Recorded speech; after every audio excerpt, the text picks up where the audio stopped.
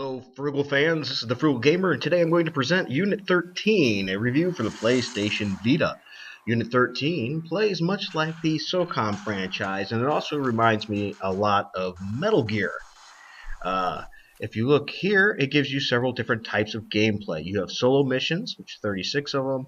You have daily challenges that you can connect online and pull up a daily challenge each day. You have high-value targets, which you have to unlock by doing so good on the missions or using the near feature and picking up them from other people. Where you have high-value targets that you must seek out. And another interesting factor on this game is that all the missions you can play online cooperatively with other people. Now, this game is a third-person view game, and it allows you to zoom in, zoom out, and shoot things, and I'll show you here in this video. This game was released in March, I believe, of 2012. Unfortunately, this game was the last game developed by Zipper Interactive before the studio closed, which is a real shame because I think this is a gem for a game of the Vita. I will go over that at the end of my review on what my thoughts are if you should get this game or not. You have many different characters to choose from. As you see here, I'm going to select through different ones. And each character you can get up to level 10 and increase their stats. Each character has different attributes like amounts of health, speed, regeneration. So you choose different people for different tasks, like stealth. You're probably going to go somebody a little faster, but they tend to have less health regeneration and less health in general. You also earn and unlock different weapons, as well as scopes and other things like suppressors and muzzle brakes for your guns. You also get different tactical equipment like the M8 for flashbang and C4s and other things of that nature. So you select your character after you pick your kind of mission you want to play. You select your character, you then select what items in your armory you're going to use, and then you confirm to say, I'm going to play this game. Now, granted, there isn't a huge vast of weaponry and things like that available, but it's definitely enough to add variety and allow you to pick and choose what you want to use for this game. Now, as a player tip, what I would recommend is for the majority of missions, because there's many different styles of missions in this game, you're going to want to equip special for each type.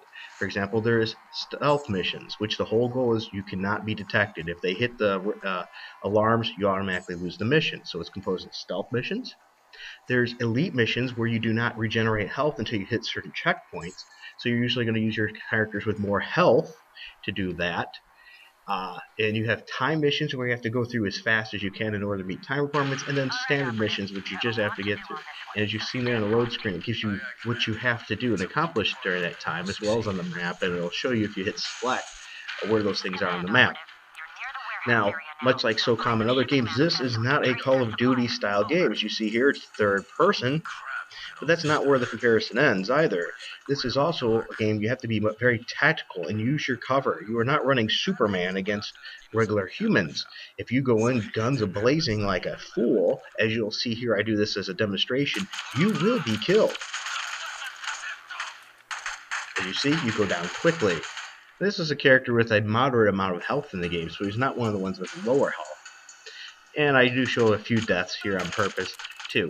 And one thing I would like to say, I'm sorry for the jittery camera on occasion and things like that. I do use an effect to help reduce jitter, but I do have a video camera on the Vita screen because I don't have a direct connect way yet at this point to do that, and I've been looking into doing that. I know it's possible, but it is relatively expensive.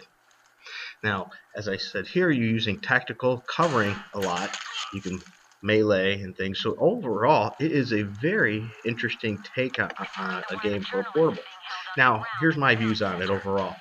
As a Vita game, this is probably one of the must-haves. If you like tactical games, absolutely for a tactical game person. If you want a shooter game for your Vita, this is a good game. This game, I think, was overlooked a little bit. You can get this game from GameStop and things if you watch around sometimes for under $10.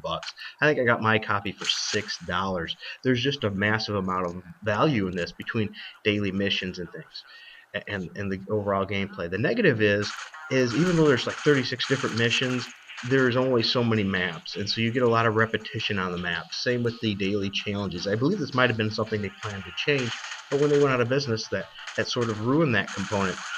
but you still have the daily challenges.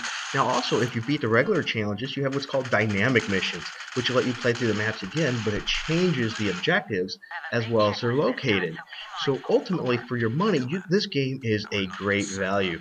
I would recommend it as a buy for the Vita. Matter of fact, so highly, I would give it a must-have for the Vita. And if you notice, I am very objective in my reviews. You see, I didn't give that to other games, as well as for Call of Duty for the Vita and things like that. I do strongly feel this one has a lot to it. Matter of fact, so much so, it reminded me that I haven't played a lot of the later SOCOM games or Metal Gear, and it makes me wonder maybe I should go back and try those too. Alright, so I hope you enjoyed this video. Once again, I do not get any money from any companies. These views are all my own, so I hope you appreciate that. And if you like it, please make sure you smack that like button and subscribe. It'll help me to know I should keep doing this. I was also recently asked, should I do how did I come up with, get called the name Frugal Gamer, and actually came up with it.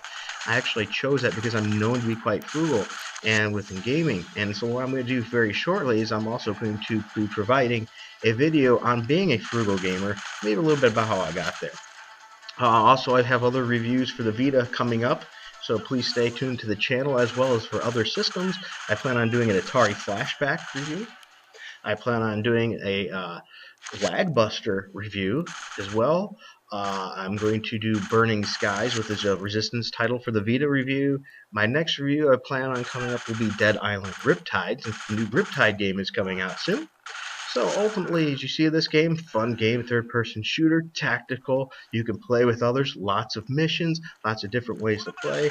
Overall, I would say it's much more than a rent. I would definitely give this a buy. Look around on Craigslist if you feel comfortable with Craigslist. If not, be careful. Otherwise, check out other game retailers and stuff. You should be able, if you're frugal enough, be able to get this game under $10.